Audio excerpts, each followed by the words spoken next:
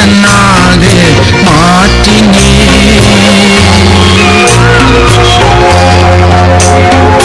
மண்ணிலிருந்து உன்னை எடுத்து மனிதனாக மாற்றினே. மாசில்லாத கர்த்தரை நீ மறந்து விட்டு ஓடினார். மாசில்லாத கர்த்தரை நீ மறந்து விட்டு ஓடினார்.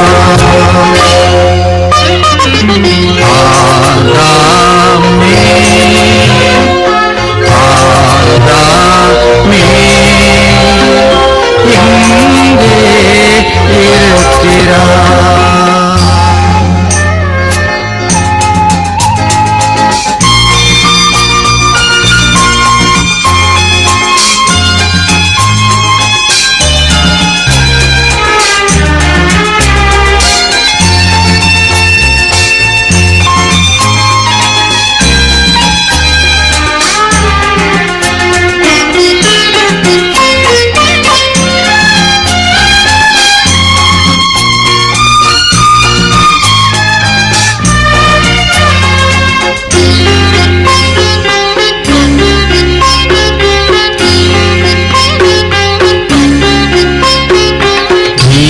சுவாசம் ஊதி உன்னை ஜீவனாக வைத்தவர்.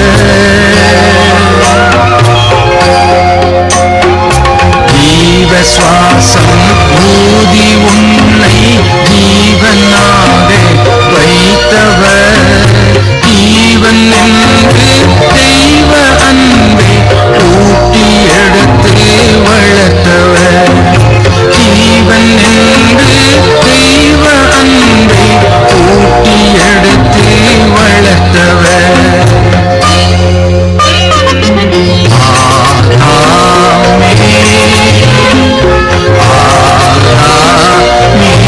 ஆதாமே எங்கே இருக்கிறார்?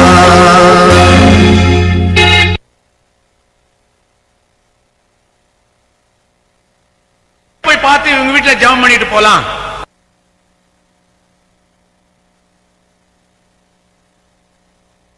கிறிஸ்தவர்கள், ஆனால் நான் வளர்ந்தது ஹிந்து ஆசிரமத்தில். அந்த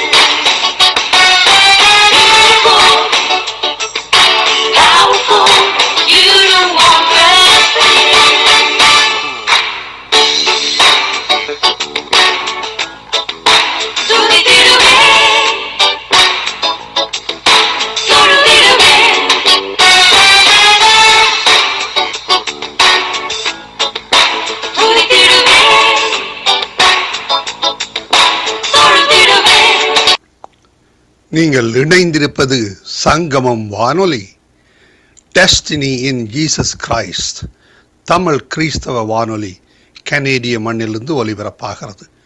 மார்க் 16:15, மத்தேயு 24:14 வசனத்தின்படி இயேசு சீசர்களை நோக்கி, நீங்கள் உலகெங்கும் போய் சர்வ சிருஷ்டிக்கும் சுவிசேஷத்தை பிரசங்கியுங்கள். ராஜ்யத்தினுடைய இந்த சுவிசேஷம் பூலோகமெங்குமுள்ள சகல ஜாதிகளுக்கும் சாட்சியாக பிரசங்கப்படும். அப்பொழுது முடிவு வரும் என்ற வசனத்தின்படி ஆத்துமாக்களை பரலோகத்தில் சங்கமிக்கும் வானொலி சங்கமம். சங்கமம் சங்கமம்.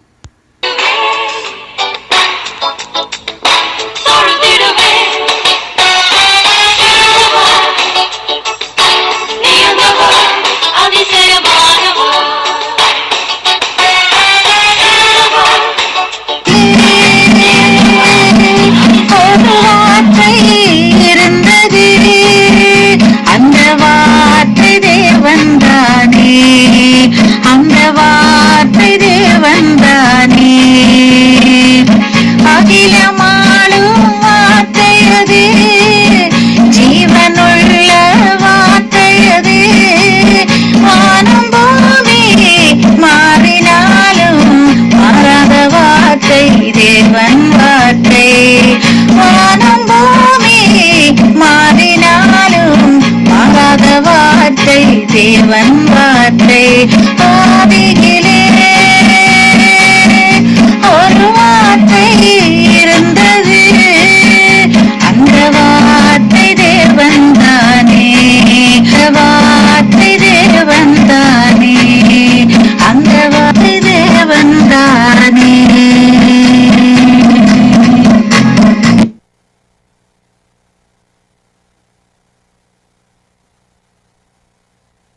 உபாகமம் 23ஆம் அதிகாரம். விதையடிக்கப்பட்டவனும் கோச மாறுபட்டவனும் கர்த்தருடைய சபைக்கு உட்படலாகாது. வேசிப்பிள்ளையும் கர்த்தருடைய சபைக்கு உட்படலாகாது. அவனுக்கு 10ஆம் தலைமுறையானவனும் கர்த்தருடைய சபைக்கு உட்படலாகாது. அம்மோனியனும் மோவாபியனும் கர்த்தருடைய சபைக்கு உட்படலாகாது. 10ஆம் தலைமுறையிலும் என்றைக்கும் அவர்கள் கர்த்தருடைய சபைக்கு உட்படலாகாது. நீங்கள் எகிப்திலிருந்து புறப்பட்டு வருகிற வழியிலே அவர்கள் அப்பத்தோடும் தண்ணீரோடும் உங்களுக்கு எதிர்கொண்டு வராததின் நிமித்தமும் உன்னை சபிக்கும்படியாய் மெசொப்பொத்தாமியாவின் ஊராகிய பேத்தோரிலிருந்து பேயோரின் குமாரன் பீலேயாமுக்கு கூலி பேசி அவனை அழைப்பித்ததின் நிமித்தமும் இப்படி செய்ய வேண்டும். உன் தேவனாகிய கர்த்தர் பீலேயாமுக்கு செவி கொடுக்க சித்தமில்லாமல் உன் தேவனாகிய கர்த்தர் உன்மேல் அன்பு கூர்ந்தபடியினால் உன் தேவனாகிய கர்த்தர் அந்த சாபத்தை உனக்கு ஆசீர்வாதமாக மாற பண்ணினார். நீ உன் ஆயுசு நாட்கள் உள்ளளவும் ஒரு காலும் அவர்கள் சமாதானத்தையும் நன்மையையும் தேடாதே. ஏதோமியனை அருவருக்காயாக, அவன் உன் சகோதரன். எகிப்தியனை அருவருக்காயாக, அவன் தேசத்திலே பரதேசியாயிருந்தாய். 3ஆம் தலைமுறையில் அவர்களுக்கு பிறந்த பிள்ளைகள் கர்த்தருடைய சபைக்கு உட்படலாம். நீ படையெடுத்து உன் சத்துருக்களுக்கு விரோதமாய் புறப்படும் போது தீதான காரியங்கள் எல்லாவற்றிற்கும் விலகி இருப்பாயாக. ராக்காலத்தில் சம்பவித்த தீட்டினாலே அசுத்தமாயிருக்கிற ஒருவன் உங்களில் இருந்தால் அவன் பாளையத்திற்கு வெளியே போய் பாளையத்துக்குள் வராமல் சாயங்காலத்திலே ஜலத்தில் ஸ்நானம் பண்ணி சூரியன் அஸ்தமிக்கும் போது பாளையத்திற்குள் வரக்கடவன். நீ வெளிக்கு போயிருக்கத்தக்க இடம் பாளையத்திற்கு புறம்பே இருக்க வேண்டும். உன் ஆயுதங்களோட ஒரு சிறு கோலும் உன்னிடத்தில் இருக்க கடவது. நீ மல ஜலாதிக்கு போகும்போது அதனால் மண்ணை தோண்டி மல ஜலாதிக்கிருந்து உன்னிலிருந்து கழிந்து போனதை மூடி போட கடவாய். உன் தேவனாகிய கர்த்தர் உன்னை ரட்சிக்கவும் உன் சத்துருக்களை உனக்கு ஒப்புக் கொடுக்கவும் உன் பாளையத்திற்குள்ளே உலாவிக் கொண்டிருக்கிறார். ஆகையால் அவர் உன்னிடத்தில் அசூசியான காரியத்தை கண்டு உன்னை விட்டு போகாதபடிக்கு உன் பாளையம் சுத்தமாய் இருக்க கடவது. தன் எஜமானுக்கு தப்பி உன்னிடத்தில் வந்த வேலைக்காரனை அவனுடைய எஜமான் கையில் ஒப்புக்கொடாயாக. அவன் உனக்கு இருக்கிற உன் வாசல்கள் ஒன்றிலே தனக்கு சம்மதியான இடத்தை தெரிந்து கொண்டு அதிலே உன்னுடனே இருப்பானாக. அவனை ஒடுக்க வேண்டாம். இஸ்ரவேலின் குமாரத்திகளில் ஒருத்தியும் வேசியா இருக்கக்கூடாது. இஸ்ரவேலின் குமாரரில் ஒருவனும் ஆண் புணர்ச்சிக்காரனாய் இருக்கக்கூடாது. வேசி பணயத்தையும் நாயின் கிரயத்தையும் எந்த பொருத்தனையினாலாகிலும் உன் தேவனாகிய கர்த்தரின் ஆலயத்திலே கொண்டு வராயாக. அவைகள் இரண்டும் உன் தேவனாகிய கர்த்தருக்கு அருவருப்பானவைகள். கடனாக கொடுக்கிற பணத்துக்கும் ஆகாரத்துக்கும் கடனாக கொடுக்கிற வேற எந்த பொருளுக்கும் உன் சகோதரன் கையில் வட்டி வாங்காயாக. அந்நியன் கையில் நீ வட்டி வாங்கலாம்.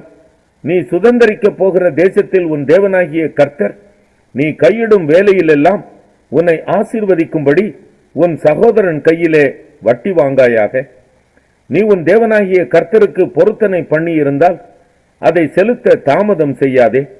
உன் தேவனாகிய கர்த்தர் அதை நிச்சயமாய் உன் கையில் கேட்பார். அது உனக்கு பாவமாகும். நீ பொருத்தனை பண்ணாதிருந்தால் உன்மேல் பாவம் இல்லை. உன் வாயினால் சொன்னதை நிறைவேற்ற வேண்டும். உன் தேவனாகிய கர்த்தருக்கு உன் வாயினால் நீ பொருத்தனை பண்ணி சொன்ன உற்சாக பலியை செலுத்தி தீர்ப்பாயாக. நீ பிறனுடைய திராட்சை தோட்டத்தில் பிரவேசித்தால் உன் ஆசை தீர திராட்சை பழங்களை திருப்தியாய் புசிக்கலாம். உன் கூடையிலே ஒன்றும் எடுத்துக்கொண்டு போகக்கூடாது. பிறனுடைய விளைச்சலில் பிரவேசித்தால் உன் கையினால் கதிர்களை கொய்யலாம். நீ அந்த உன்னத பாட்டு 3ஆம் அதிகாரம். ராக்காலங்களில் என் படுக்கையிலே என் ஆத்தும நேசரை தேடினேன். தேடியும் நான் அவரை காணவில்லை. நான் எழுந்து நகரத்தின் வீதிகளிலும் தெருக்களிலும் திரிந்து என் ஆத்தும நேசரை தேடுவேன் என்றேன். தேடியும் நான் அவரை காணவில்லை. நகரத்திலே திரிகிற காவலாளர் என்னை கண்டார்கள். என் ஆத்தும நேசரை கண்டீர்களா என்று அவர்களை கேட்டேன். நான் அவர்களை விட்டு கொஞ்ச தூரம் கடந்து போனவுடனே என் ஆத்தும நேசரை கண்டேன். அவரை நான் என் தாயின் வீட்டிலும் என்னை பெற்றவளின் அறையிலும் கொண்டு வந்து விடுமட்டும் விடாமல் பற்றி கொண்டேன்.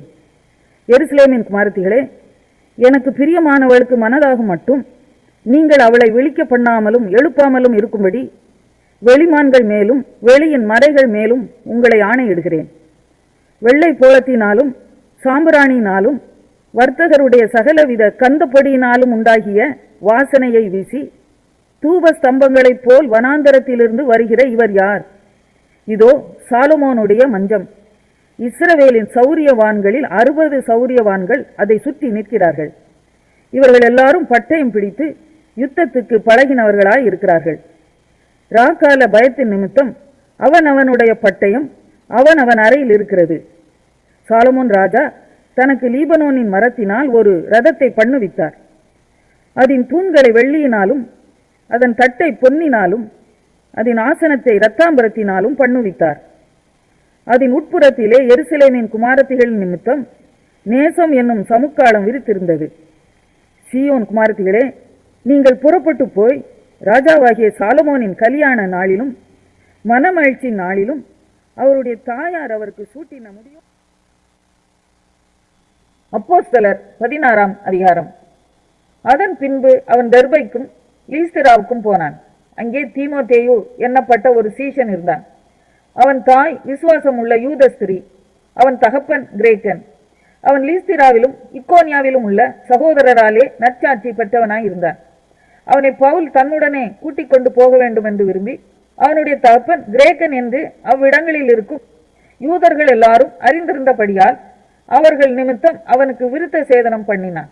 அவர்கள் பட்டணங்கள் தோறும் போகையில் எருசலேமில் இருக்கும் அப்போஸ்தலராலும் மூப்பராலும் விதிக்கப்பட்ட சட்டங்களை கை கொள்ளும்படி அவர்களுக்கு ஒப்புவித்தார்கள்.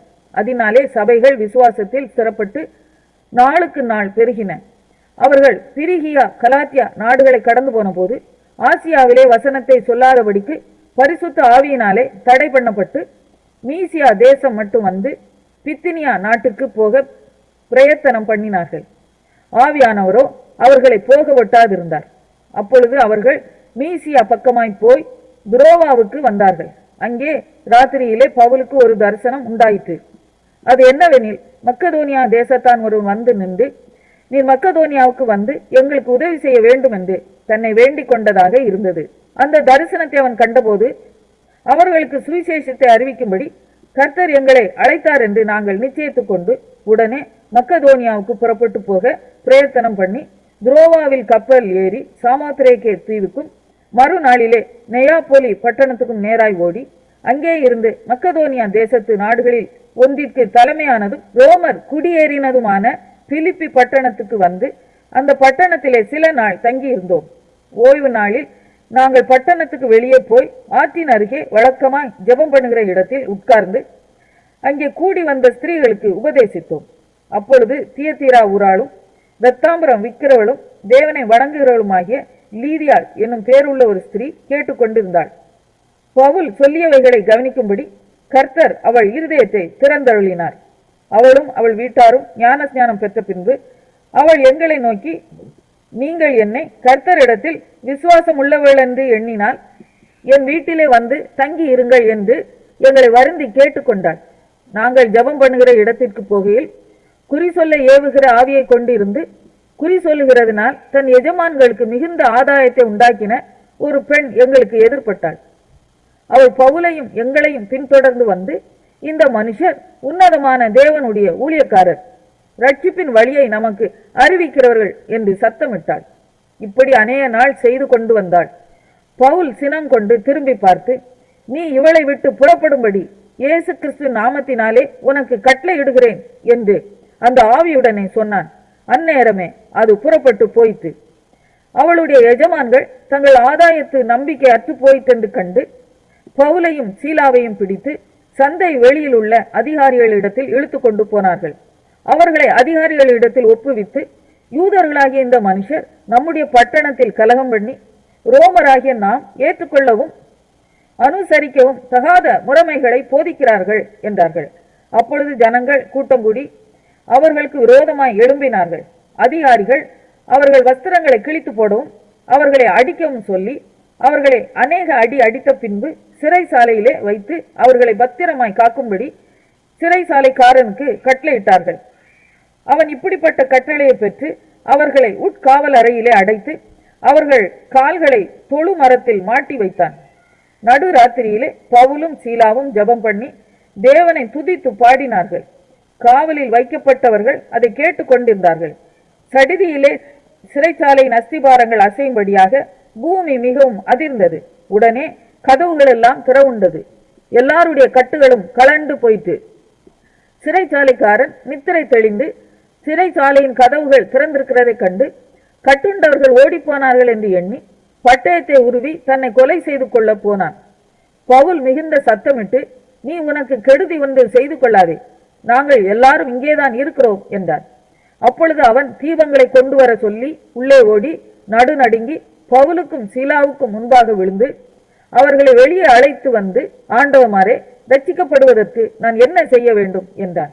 அதற்கு அவர்கள், கர்த்தராகிய இயேசு கிறிஸ்துவை விசுவாசி, அப்பொழுது நீயும் உன் வீட்டாரும் ரட்சிக்கப்படுவீர்கள் என்று சொல்லி அவனுக்கும் அவன் வீட்டில் இருந்த யாவருக்கும் கர்த்தருடைய வசனத்தை போதித்தார்கள். மேலும் ராத்திரியில் அந்நேரத்தில் தானே அவன் அவர்களை அழைத்து கொண்டு போய் அவர்களுடைய காயங்களை கழுவினான். அவனும் அவனுடையவர்கள் அனைவரும் உடனே ஞானஸ்நானம் பெற்றார்கள். பின்பு அவன் அவர்களை தன் வீட்டிற்கு கூட்டிக் கொண்டு போய் அவர்களுக்கு போஜனம் கொடுத்து தன் வீட்டார் அனைவரோடும் கூட தேவனிடத்தில் விசுவாசம் உள்ளவனாகி மன மகிழ்ச்சியாய் இருந்தான். பொழுது விடிந்த பின்பு அந்த மனுஷரை விட்டுவிடுங்கள் என்று சொல்ல அதிகாரிகள் சேவகர்களை அனுப்பினார்கள். சிறைச்சாலைக்காரர் பவுலுக்கு இந்த வார்த்தைகளை அறிவித்து, உங்களை விடுதலையாக்கும்படிக்கு அதிகாரிகள் கட்டளை அனுப்பினார்கள். ஆகையால் நீங்கள் இப்பொழுது புறப்பட்டு சமாதானத்துடனே போங்கள் என்றார்.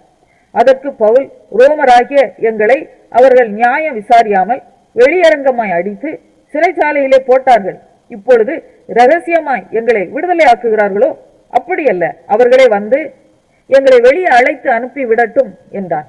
சேவகர் இந்த வார்த்தைகளை அதிகாரிகளுக்கு அறிவித்தார்கள்.